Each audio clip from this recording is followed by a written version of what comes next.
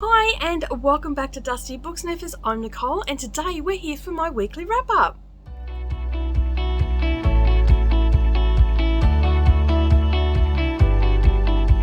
Well, good morning or good evening everybody, no matter where you're watching from. Thank you for taking some time out of your day and deciding to click on my video. I do appreciate that. If you are new here, don't forget to hit that subscribe button and the little bell icon beside it, and then that way you're not going to miss out on any future bookish uploads. And if you're a returning viewer, thank you so much for coming back, and to everybody, thank you for taking time out of your day and spending it with me while I prattle on about the books that I've read.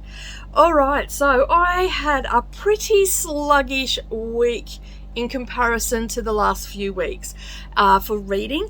I did get 2 books finished. Actually, I got more than 2 books finished. I actually got 4 books finished. I got the Stephen Graham Jones finished, and I got another book finished in my Read Around the World challenge, which I'm not going to talk about today. I did make some more progress in some books though, which was great because I didn't think I was going to make any progress. But yeah, it was a pretty sluggish week for me. As I said, I am going to talk, I've read another 2 books apart from those 2 that are set down for other things. And so we're going to talk a little bit about them today, but I just wanted to update everybody on my progress. Gone with the Wind, I am about 60% through that one now, and that group read is part of our Discord that you can find linked up down below. And so we're just cruising along through that. We're just taking little bites at a time, 100 pages at a time.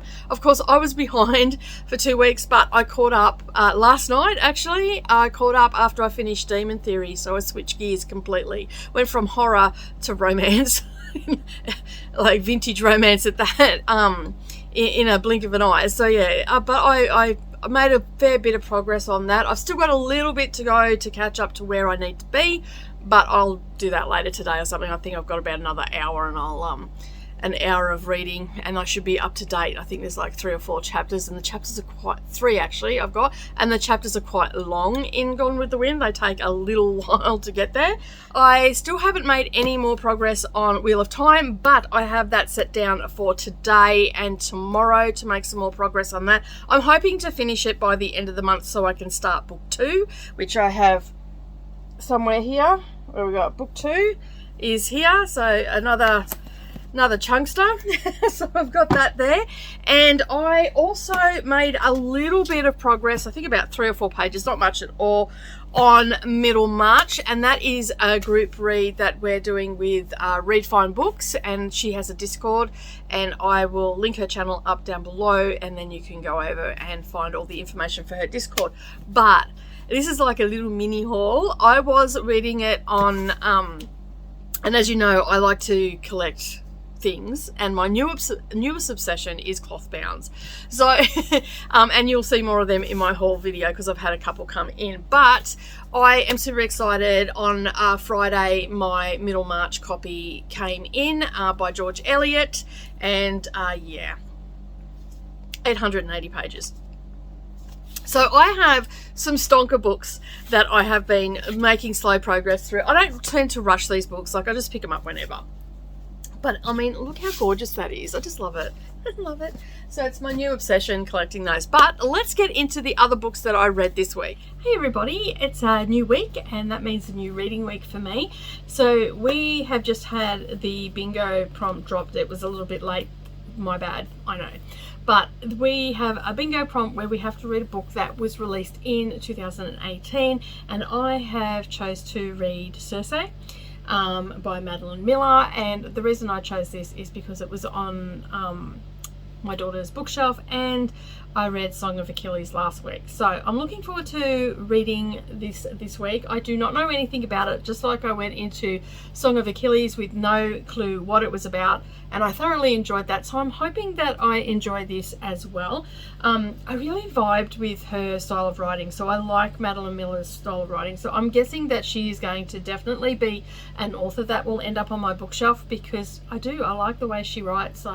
I was very much immersed in the Song of Achilles story, and I didn't want to put it down. Pesky work gets in the way all the time. Back again with Circe. So it's been a couple of days since I started it. It was a little bit of a slow read. Mainly because I kept getting disturbed while I was trying to read it. Kids, like one of my kids, as soon as I pick up a book, straight away, it's a dire emergency. I need to talk to you, Mum.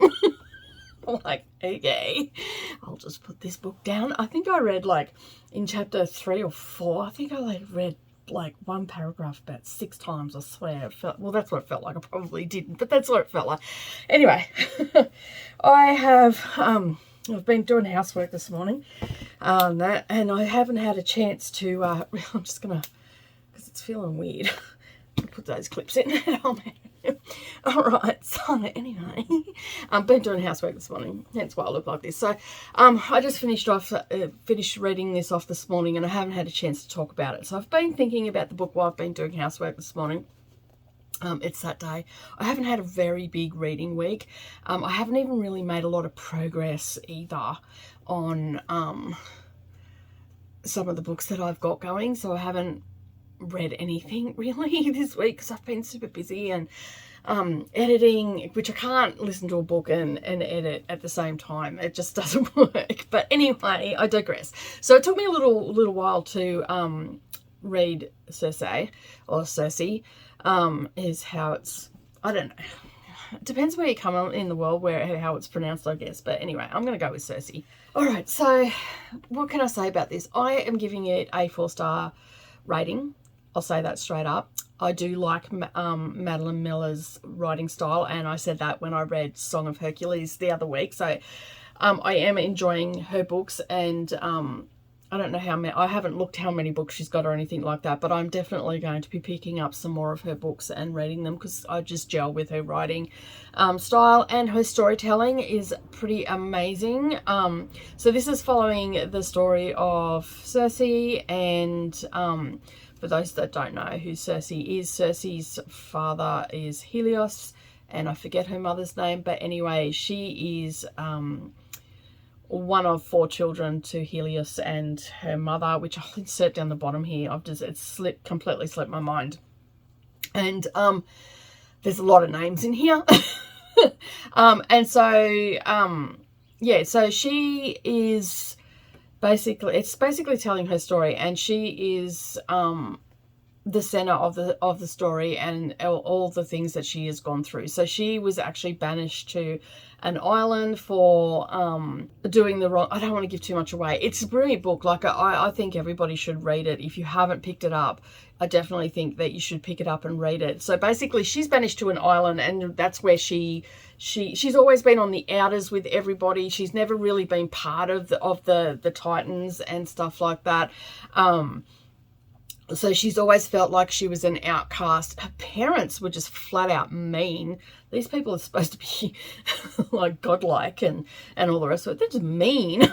And certain parts of it, I'm like, oh. So she always felt like she was a bit of nothing. So it was really good to have her as the center of the story, and her perspective, and how she learnt that she was a witch, and you know, like she was close to her brother and all the rest of it. And basically there's some things that happen through the book, and then her brother comes back after being because he was awarded a kingdom, and she was always feeling this loss around that. And then she had done a couple of things that she really shouldn't have done, and so to make peace with Zeus, her father spoke with Zeus, and they banished her to an island called Aya, I think is how you pronounce it. It's spelled A-I-A-I-A, so that's how it's spelled. And I think it's pronounced Aya is how, yeah. So I'm going to go with that. And yeah, so she was banished to this island, and there she basically come into her power, so to speak. So she's a witch, so she uses witchcraft, she uses the herbs, the flowers and all that sort of stuff, and she can cast spells, and she is able to do all that sort of stuff. So it's just following her story, and then there's other characters that come into it, and it just flowed really well. I hated putting it down every time I had to put it down. I like this better than the Song of Achilles. both are good stories in their own right, but this one, in my opinion, is far superior. Mainly, I think, because I connected with the character, and you know, like, so I could connect with her and like the journey of her witchcraft and her herb lore and all that sort of stuff, and you know, her familiars and all that sort of stuff is attractive to me in a book. Like, I love that sort of stuff. And I mean, you only have to look at my non-fiction book bookshelf to know that I gravitate towards that sort of stuff. So I really enjoyed this story. I can't say it enough. I actually want to read it again. I want to take more notes. I've taken some notes just for personal things to remember and stuff like that. But yeah, I really did enjoy this book. And a few people said to me that I would probably enjoy this better than Achilles' song, the Song of Achilles. But, you know, for me, they're both 4-star reads. I wouldn't say this is a 5-star read, but it's still up there. Like, it's bordering on 4.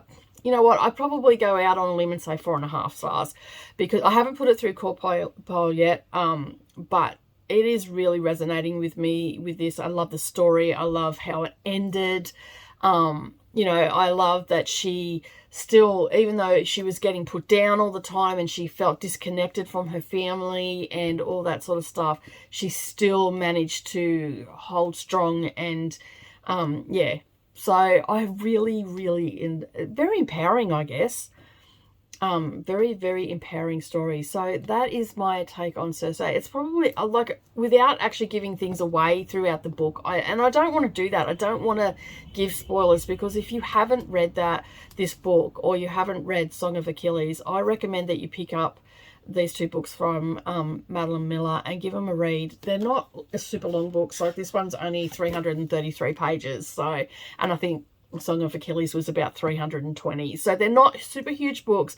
And even though it took me all week to read it, but yeah, it is just a really, really good book. And like, on the back here, it's just basically Circe's tale is a vivid epic of family rivalry, love, loss, and inextinguishable song of women burning hot and bright in the darkness of man's world. So it is very, very much, that sums it up really well.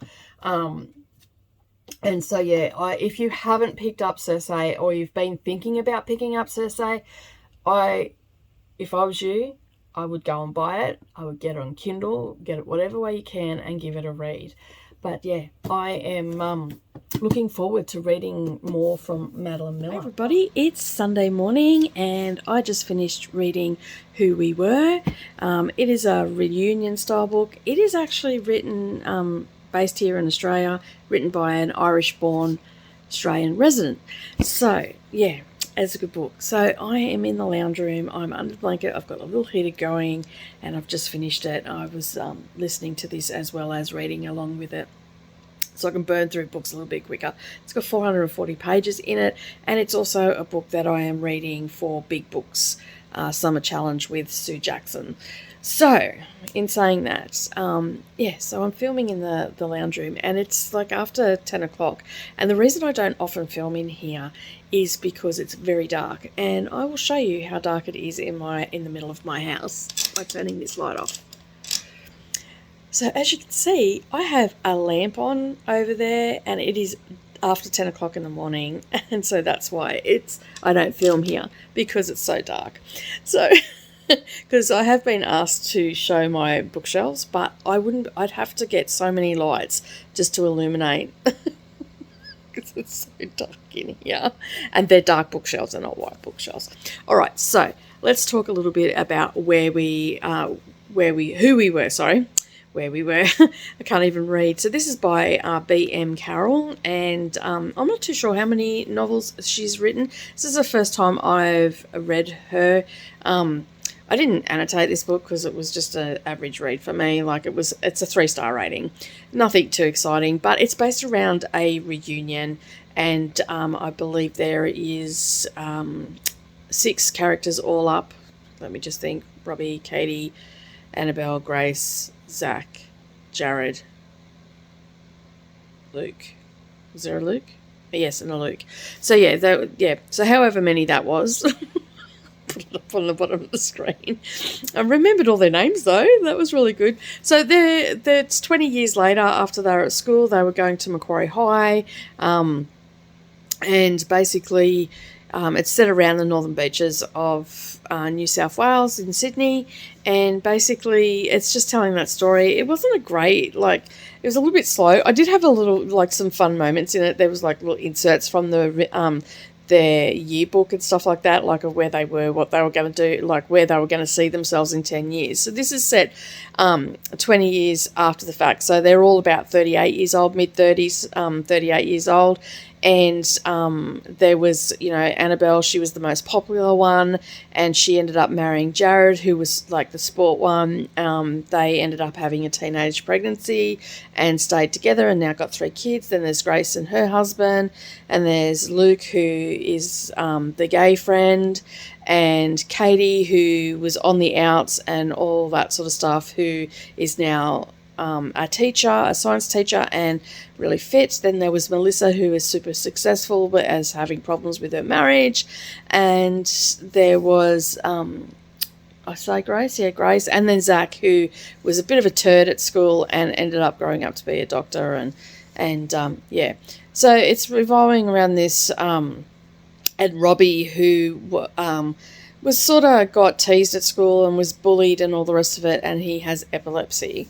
So, and he's been estranged from his family for a long time, and you know this pretty much straight away early in the book. So, Katie is organising this reunion, and essentially, she's sending out emails and all that sort of stuff, and then these nasty, she's trying to organise a 20-year the 20-year reunion, but also do a yearbook for it as well, so where they all are now. She'd sent them stuff to fill out and send back with where they're at, how many kids, all that sort of stuff, career, what they ended up doing after school. So a pretty straightforward story, but then someone takes it upon themselves to start sending nasty, with personal detail stuff that they haven't talked about in these inserts. Basically, it is a mystery, a whodunit, what's going on. I don't want to give too much away because it is a pretty quick read. It's a pretty good book. It's something you can curl up with on a Sunday morning.